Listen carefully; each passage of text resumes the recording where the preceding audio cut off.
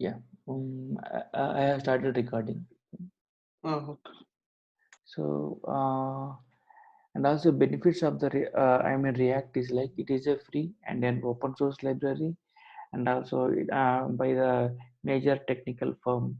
As you people are already aware, it came from Facebook, and with a strong developer community.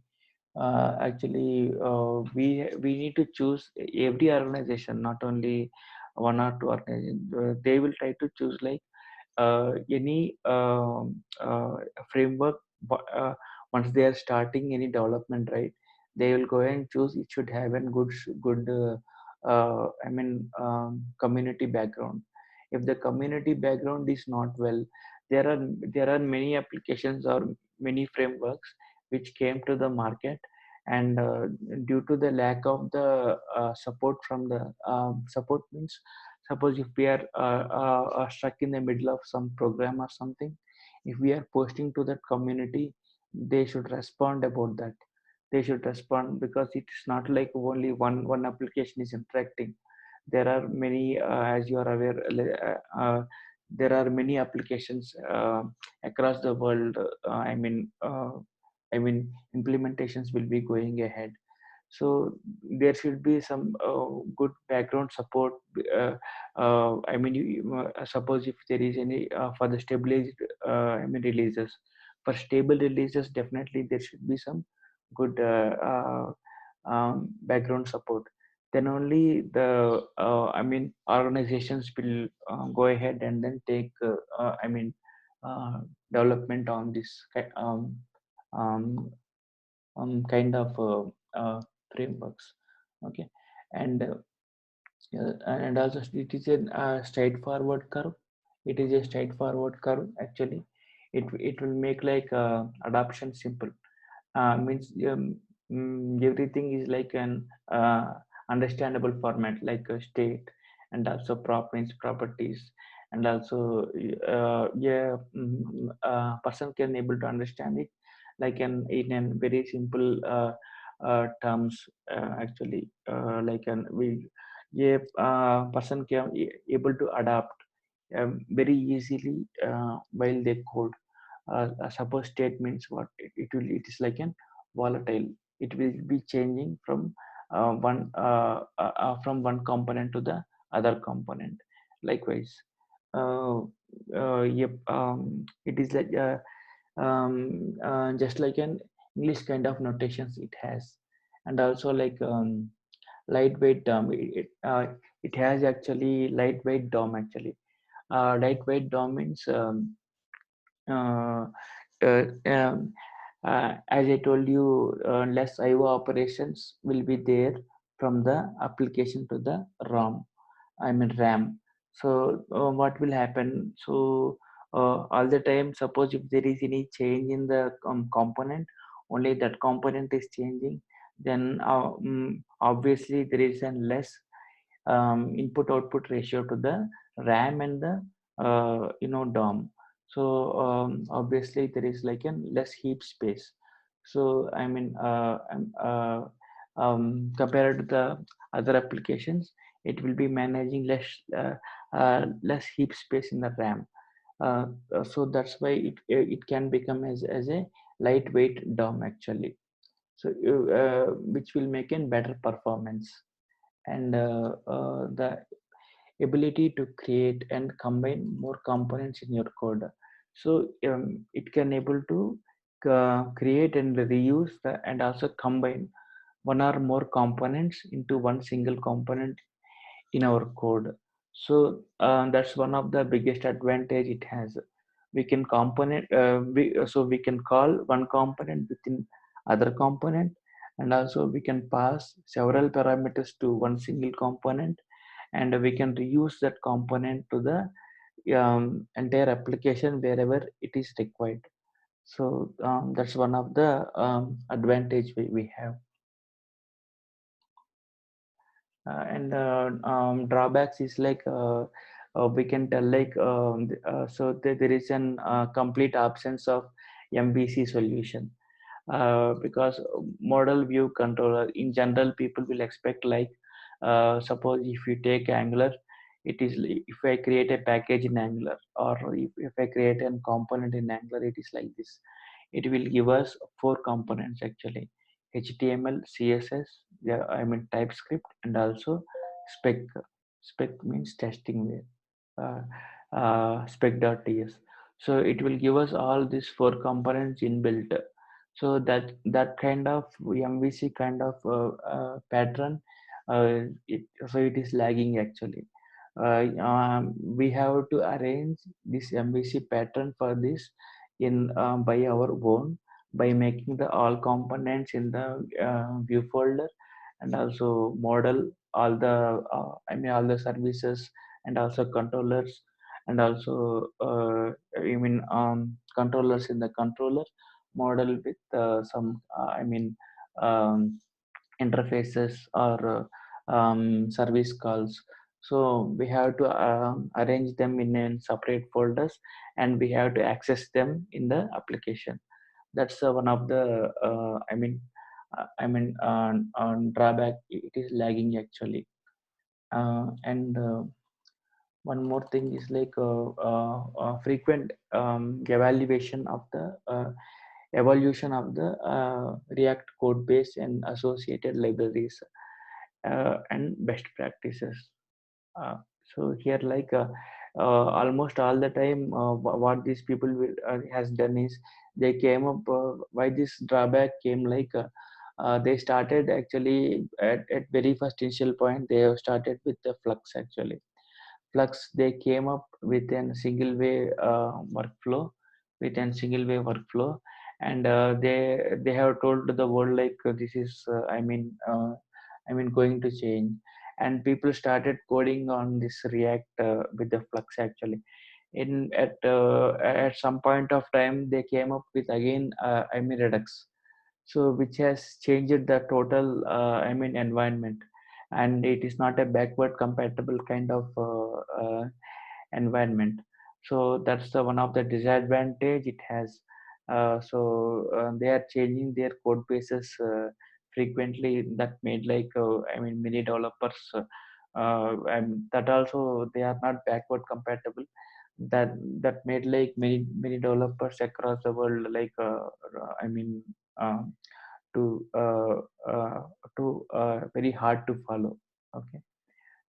And one more thing is like uh, so Internet Explorer below version 8 it won't be supporting. Why? Because it is having actually it's basically built on ES6 actually. ES6, and suppose if we want to run any I mean uh, I mean legacy applications, then we have to convert that into the Babel. And with Babel we have to convert ES6 to the ES5, and we have to run in the uh, Internet Explorer 8 below versions. So that's the one of the drawback it has actually. Okay. So up to here, you people are having any doubts, you can ask, like benefits and drawbacks, and also a few introduction points. Are you people good? Can you tell about one more time virtual DOM? But What is yeah, the yeah, virtual DOM? yeah.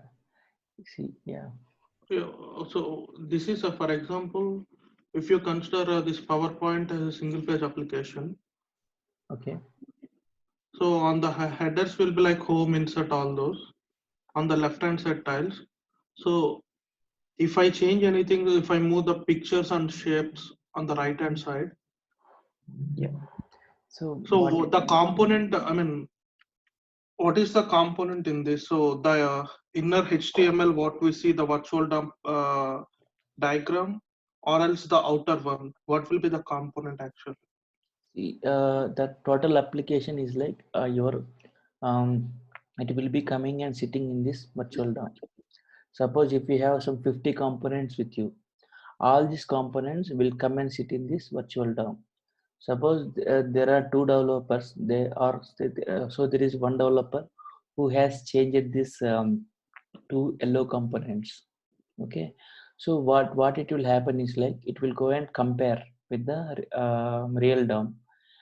What is my real DOM's previous architecture or the structure, or it will be like this. I mean, think like this in this hierarchy. Now it again it will compare and it will push all these changes to the real DOM, and this real DOM will go ahead and then render in the JavaScript, and that will go to the browser's engine. There it will get manipulated, and it will bring us the human understandable format of how this virtual DOM is changed. So why can't we manipulate the real DOM here? Is there any drawback if we directly manipulate the real DOM? So yeah, actually, with the real DOM, it is like this. We have to change everything. Means all the, suppose if I have 50 components, if I did a small change in one component, I have to do the total compilation, entire compilation for all 50 components. Suppose if I run my application, so only that particular component, uh, it won't be enough. So because all are interlinked, they will be calling like from one component to the other component. So then all the dependency components also should undergo the changes in the real DOM. Okay, but coming to the virtual DOM, only that particular component alone where we have changed, that component will undergo the change independently. There is no dependency again. Why? Because every component is isolated here. Okay, so I see there is one component added and there is one component modified in the virtual DOM. So the Yeah, two yellow dots, I am assuming the left side yellow dot is a new component added. The right yeah. side yellow dot is a already existing component modified. So every It component is. in the virtual DOM is isolated, meaning so there is no connection between those each There node. is so there is a connection between everything. Means from every component, from wherever it is calling. Suppose if I have one input component, I am passing some type equal to some text in one file, and I am going to change type equal to email in one file. Okay, now all of a sudden I want to change this input tags border. Okay, I want to change the input text border. What it will happen, it will I have to concentrate. I will go and compile this component where I have changed. So this virtual DOM will handle that. It will go and check its previous version or with the real DOM. Okay, so both will be having the same copy all the time. Suppose if there is a change in the virtual DOM, then only it will go and hit check with the previous version of the virtual DOM or with the real DOM. Okay, so you some axis the change, so that will be reflected to the real DOM. Okay, So only this is used only for the development purpose, yeah, the it's virtual an DOM versus real no, DOM. yeah, it's actually internal concept, internal concept of how the React will work. It will basically tell us like suppose if there is any change in the I mean a small HTML or a label or a component, only that component alone will undergo the change, not all the application. That's what it means. So Okay. no, do we need to build every time after we are making any changes in the virtual DOM, or it will automatically do for us? It will automatically do for us. We don't need to do anything. It will be handling by, I mean, by a React. Hey Krishna, so the every blue dot and yellow dot are components of React, or are they? What kind of files are those? So we can, it's in just like an hierarchy. It is actually they are the we can tell like it's an interlinked component or calling components, parent component, child component, likewise. Okay, so in React, how do we create components? Like, do we need to have same like Java? Like, can we compare a component to a class, or how do we design a Yeah, component? yeah. We can compare with a class actually. Mhm. It's like a class component name extends React dot component, and within that we can have like one constructor, and we can have like functions in it, and we can have in the render and return. In the return, where we can have the HTML tags. And Yeah, you said state of the component yesterday. So, yeah, I mean, could you explain like yeah. what is this? We are having that one, that concept actually. Um, we are having that concept below. Where Okay, okay, that then it's fine. It's fine. yeah, okay, and one more thing is like we'll see like some required modules of this React. I mean environment setup. Required node modules are like React DOM and also React and React scripts. So they are the I mean important. They are the important uh, modules we should have while we are running the application. And coming for this React DOM, it is like a package that will provide the DOM specific methods, document object specific methods that can be used at the top level of the web application, and which will manage the DOM elements of our application, I mean page. Okay, so so this will majorly deal with the any DOM specific methods. I mean something like calling events and mouse events, and also button event, and also triggering, and also design views. So that kind of events and all the React DOM will be handling. And also we have one more package known as React package, so which will be containing only the functionality. I mean of this React components. It is typically used within React renderer like React DOM. I mean for the web, and React Native. Actually, React Native is an I mean one of the um, other application of the Facebook for the native environments. I means for the mobile environments. Okay, here it's like actually React is a package that only contains only the functionality which is necessary for the React components. Okay, so it is typically used together with a I mean React DOM, and they go hand in hand while while they are rendering any application. Okay, while they are while they are rendering any component, they this actual React and React DOM, they will undergo the so if there is any change, or if I'm creating a component, the both will undergo the I mean some uh, um, changes while they render to the document object model. Okay, and we have one more module called as reactive scripts. So they are used to start the application and also stop the application, build, start, stop, build. All these three functionalities this React scripts will do. So that is also one of the module of the React. I mean, yeah.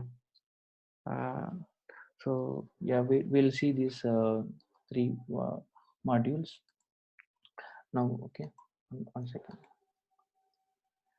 Uh, One second. I will show you how to download and install this modules and all. Okay.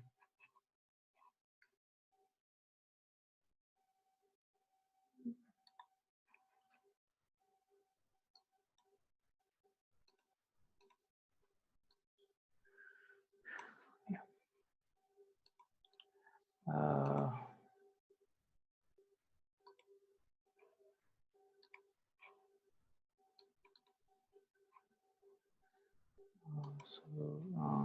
Actually,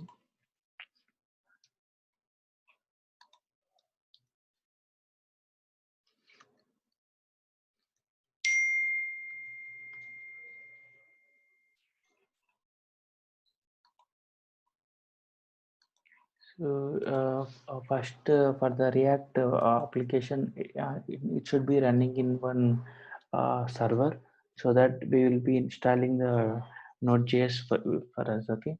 So first we have to go for this download, and we should take like LTS. Okay, this is a stable version. Okay, and here I'm going to get this. I mean package. Okay, I'm going to get this one, and I'm going to install this. Okay, and you can see like this will give us two things. One is like Node.js, and also and one is like npm. I mean, one is like Node, and one more is like npm.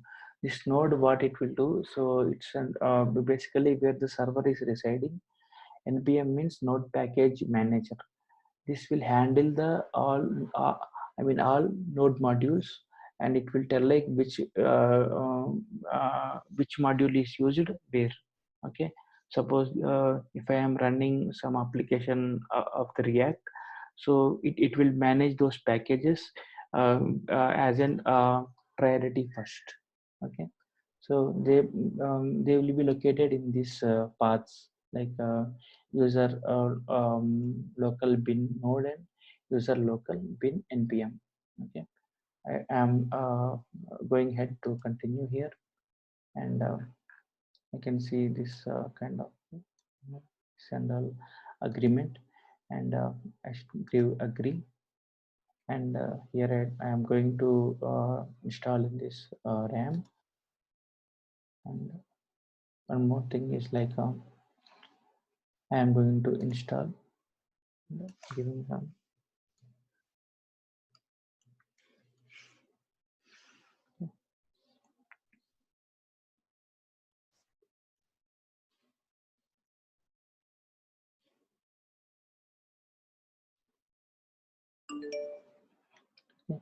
So now we have to ensure this, I mean, Node and NPM both are available or not in my system. So I am closing this. I'm going to move to the bin.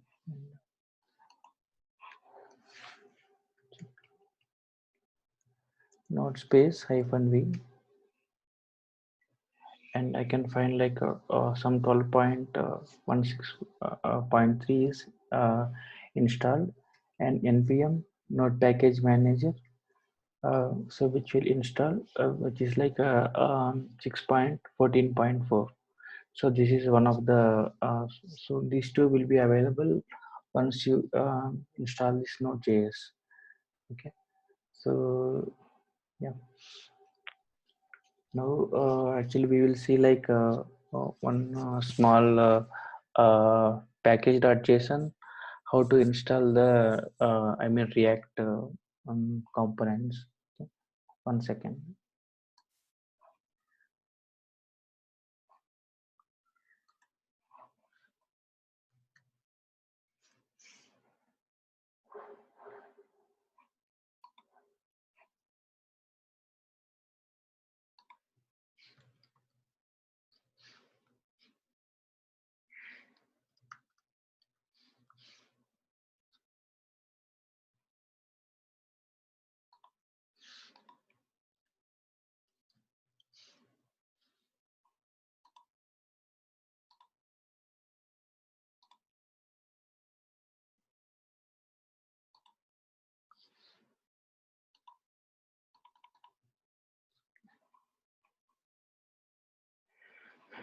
Okay, wait 1 second.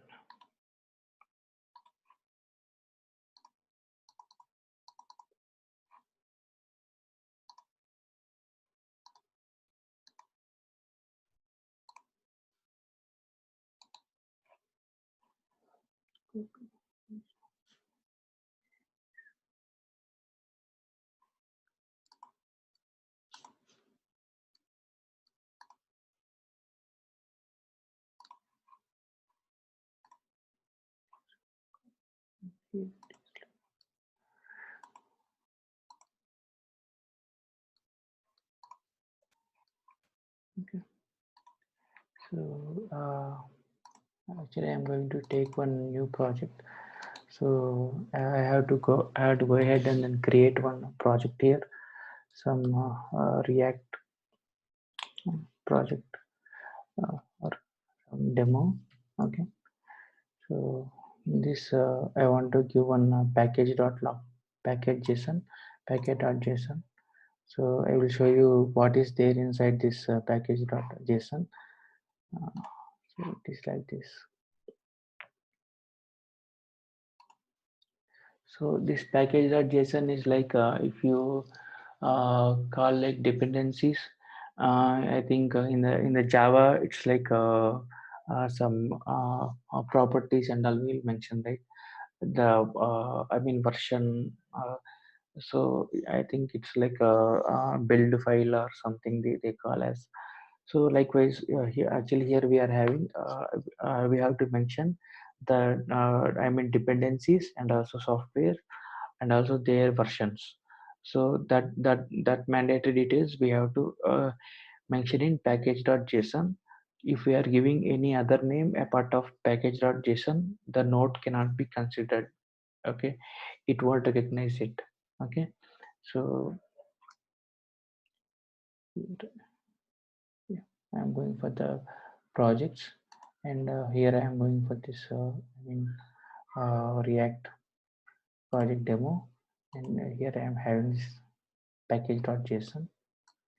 So in this package.json it will be like this. So the first thing is like the name of my project. Here I can give any custom name here, some React demo or something, and I can give here some um, version, and also I can give like here um, okay, whether it is a private or not. Yeah, it's an private, and I can go ahead with some dependencies. So it will be having all these sections actually. So in these sections, like I think this section is not necessary. It might be this very useful in the different part. Okay. So these three are mandatory. Like one is like dependencies. So what are the different dependencies you are going to have in your application? Means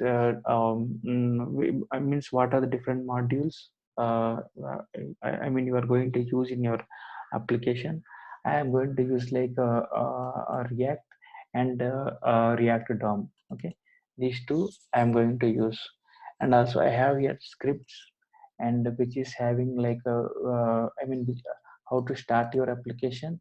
So as I mentioned earlier, like with the React scripts I can able to start and build the application. So that details I will be giving here. So this is the command, this is the property. So if I start this npm space start, so it will go and hit this command and it will run the application. Okay, yeah. And one more thing is like build.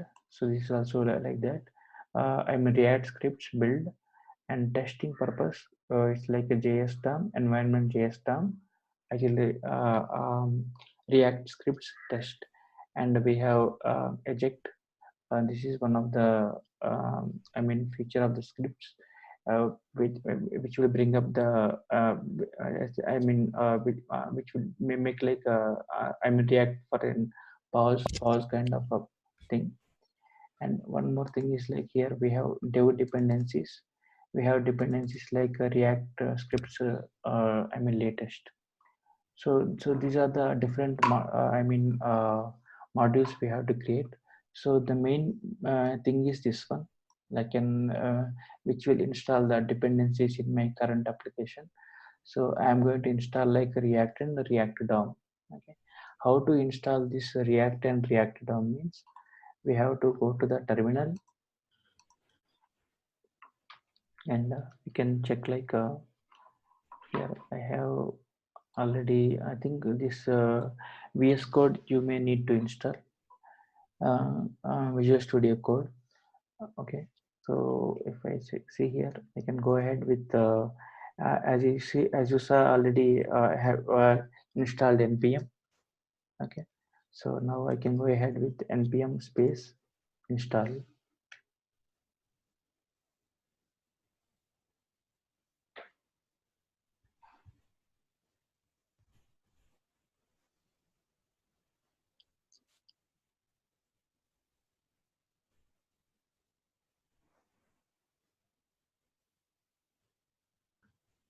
Okay, so it will be in, So yeah. Krishna, so npm doesn't have any default start script, so you got to put that in the scripts tag in the package JSON.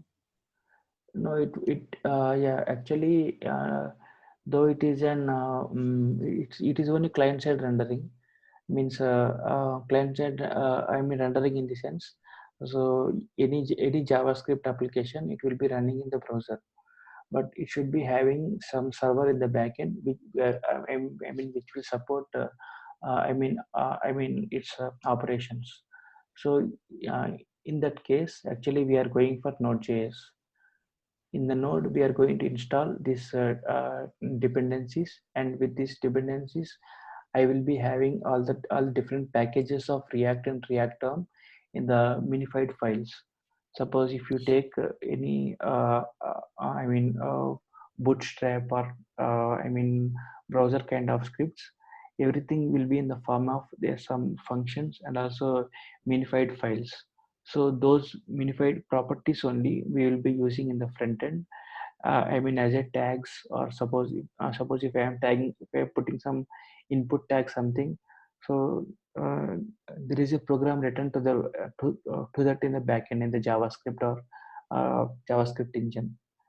So to run all this, actually browser is enough, but to maintain them, we require the Node.js. Okay. Can you provide the package.json file? Yeah, sure. I will be sending you this one. So now you can find like two things. One is like a package log.json, which will be have I mean which will be giving like what are the default packages are installed in our application, and also it will be showing I mean different properties like Babel, and also types, and I mean JSON, and all these different libraries has been installed to here. So where can I see these libraries means I can check like in this folder. Earlier this folder is not there, now it came after this npm install. So I can able to see there are some default packages provided by the node, and on top of that, additional to that, we have installed React and React DOM. Okay, so that is actually available. Or okay, here it is there. React and React DOM. So I can able to see here some details about that. Some minified files and all. While we are running any components, some of these functions will be executed in the backend to support us. Likewise, this, and also we are having React DOM here. I mean, which is also having this minified files, all this kind of environment files and all. So with these two only, actually React can able to manage creating the components or state or properties.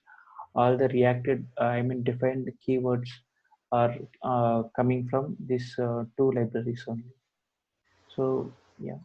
Like this, we can bring this node modules actually. Yeah, yeah.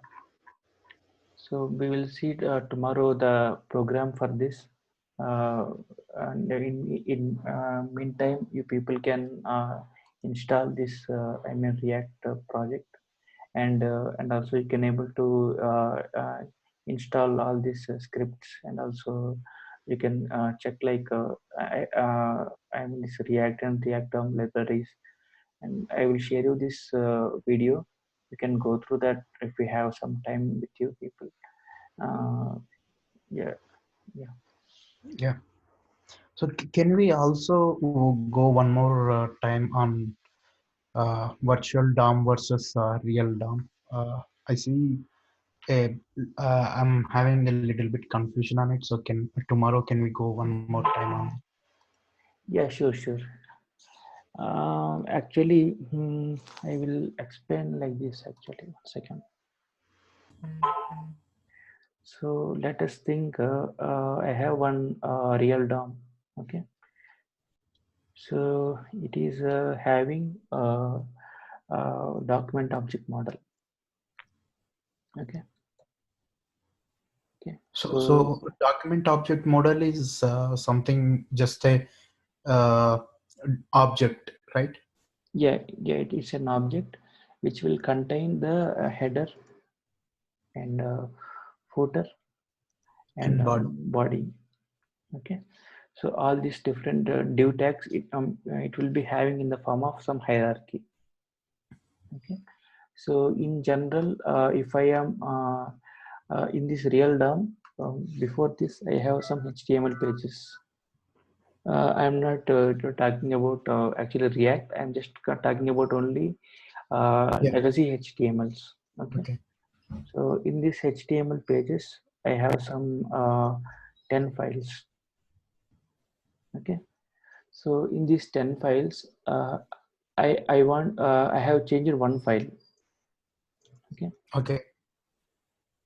So what will happen here is like it will go and give all the, and it will go and compile all 10 files. Okay. It will go and compile all the 10 files, though I have changed one file. Okay. And so what is going to compile all the 10 files? So is there any engine which will compile all the 10 files? yeah, JavaScript engine, it will go and compile all that. Since it is like 10 files are there, they are all in one DOM. Okay, they are all in the only one DOM, that is like a document object model. Okay. So here it is like it will compile all the all the 10 files. Why? Because if they are internally connected, suppose if I can have like this. In general, they are like this actually. HTML, and if I can give here some JavaScript. I can call like you know um, a script, and it can have like some href, and it can have like some, it will be calling one JS file ఏంటి x.js. కాలు కాలని పిల్ల తిరుగుతున్నాడు బయటకి Vijay. So again here I am having y.js. Okay.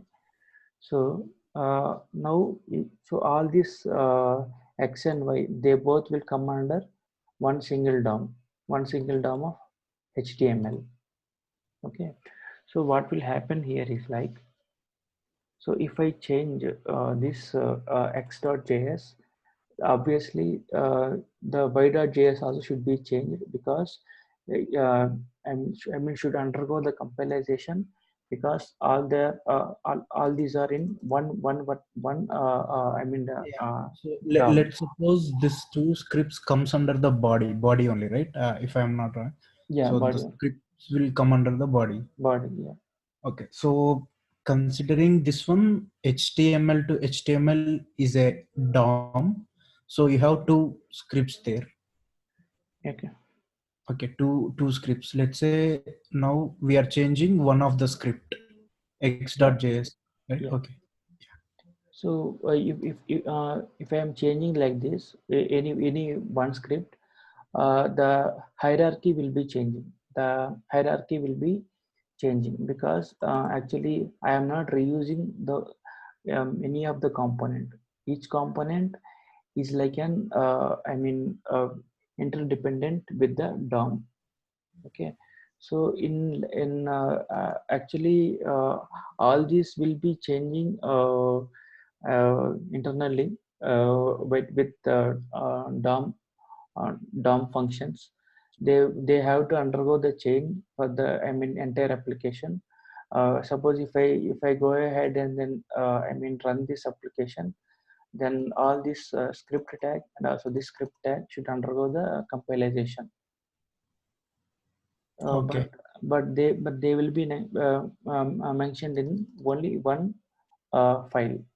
They will be mentioned in one file, and also every in the body tag I have the scripts.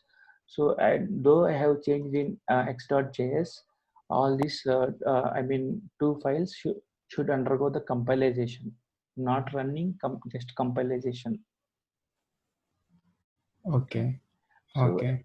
and here like so this is basically with the legacy HTML. Mm-hmm. Okay, and coming for the virtual DOM, so it will be having so first time I compiled with virtual DOM, first compilation. Okay, so in this first compile, it will go and make a copy in with real DOM. Okay, with real DOM. Now after some 2 days, I have changed some data in the code. So from where this is rendering means this is rendering from the React application. Okay, React application. Okay. So okay, from here, so it will make a copy of an it will make a copy. Uh, within the React DOM. With the real DOM. And now after some 2 days, I have changed some input component. Okay. So now that component alone will be changing. Okay. So it won't allow to change all the different all other components which are dependent to it.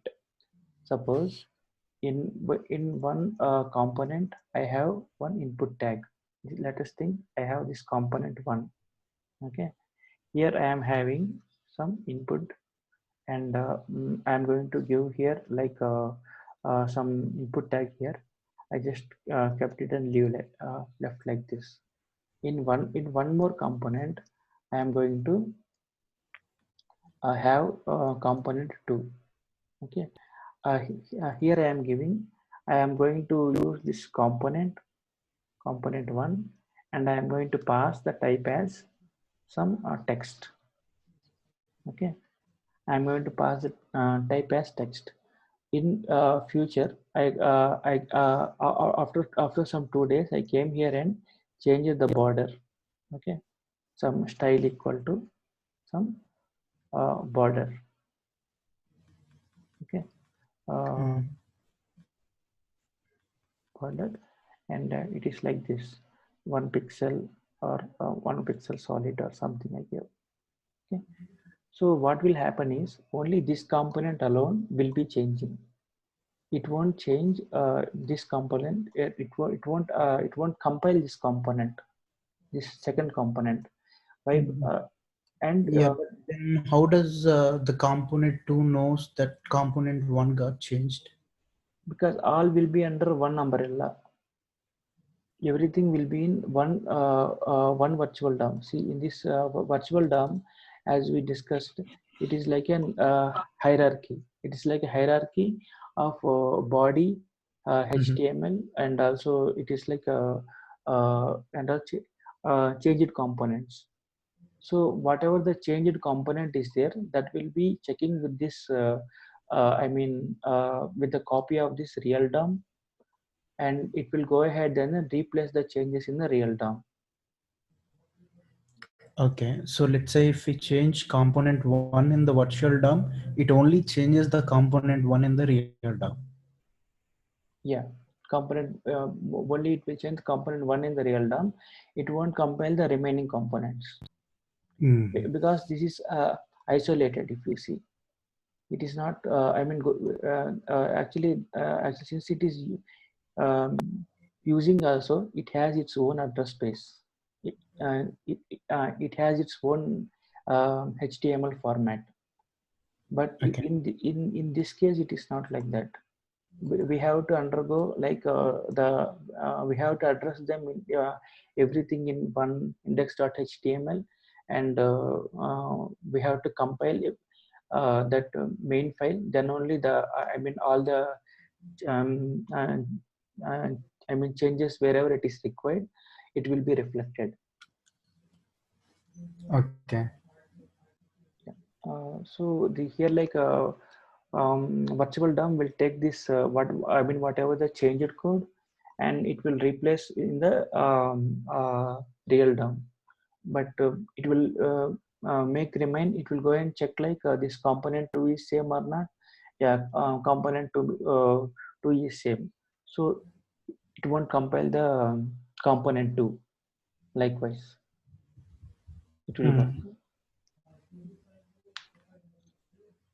So in Angular, this is not the way they do.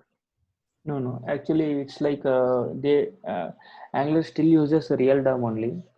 They have there it's like this.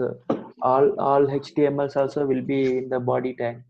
All services that and all will be in one body tag, and they will bootstrap the total application with ng app. So that total application will be bootstrapped. There is one module known as ng module. So under that module only all the changes will undergo. No, if I change in HTML, for example, then only that HTML will be compiled, right? Not the whole application or whole components in Angular. If you change in the HTML, yeah. If I change in HTML, if I add a style equal to border. Okay, style equal to, but if I add that in one HTML. Yeah, and you are doing some ng serve. So what will happen is only that component will be changing, but still it will be using actually real DOM. It don't have concept of virtual DOM. Okay, and directly it will change in real DOM. Real DOM. Okay. So, but changing the virtual DOM and that virtual DOM talking to the real DOM is more efficient than changing the real DOM. Yeah, right. Yeah, because the application is already cached. So if next time I want to call this component, only this component is changing, and only that particular IO or input output operations will be happening to your RAM, but not all these components which are dependent. That's why in that case it is efficient actually. So if you stop the server, then how long will it stay in virtual DOM till the server is up, or? Yeah, till the server is up, it will be it will remain in the virtual DOM. If you start again it will build its own project, and then virtual DOM will be generated.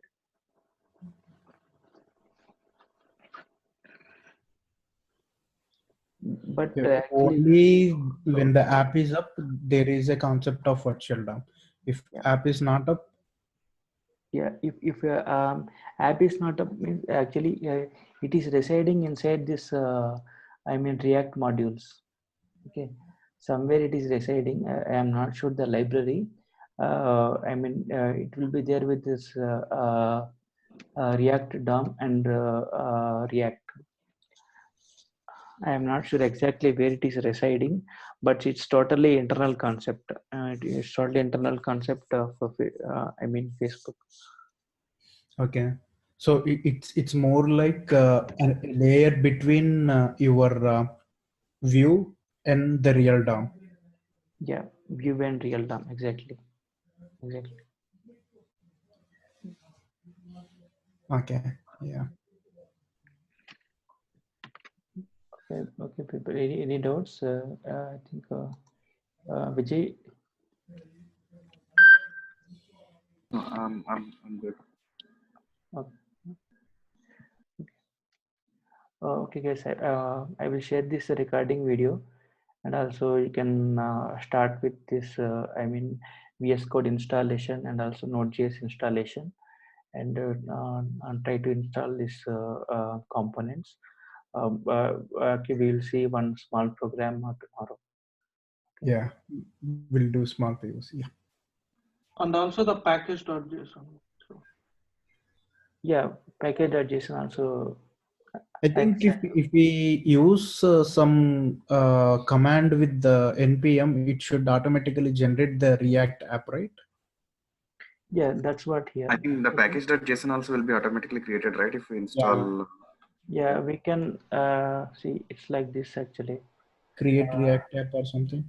Yeah, mkdir. If I give some UI, I give here. I have created one folder here, and it's npm init.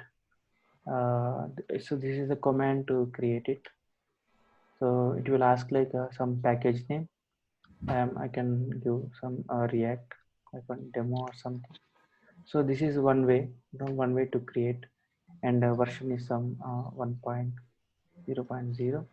So that's what we are having here. Everything right. The same thing it will be asking, but we have to go with this command npm init, and yeah.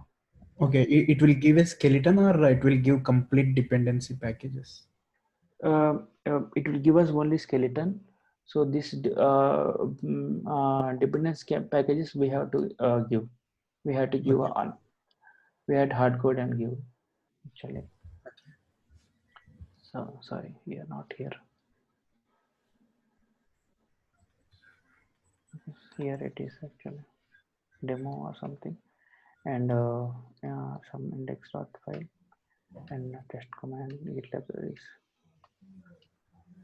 Yes, if I give. So now I can find this UI, and I can find this pack. It will be in general. It is like this. If we create with npm init. Okay. Mm.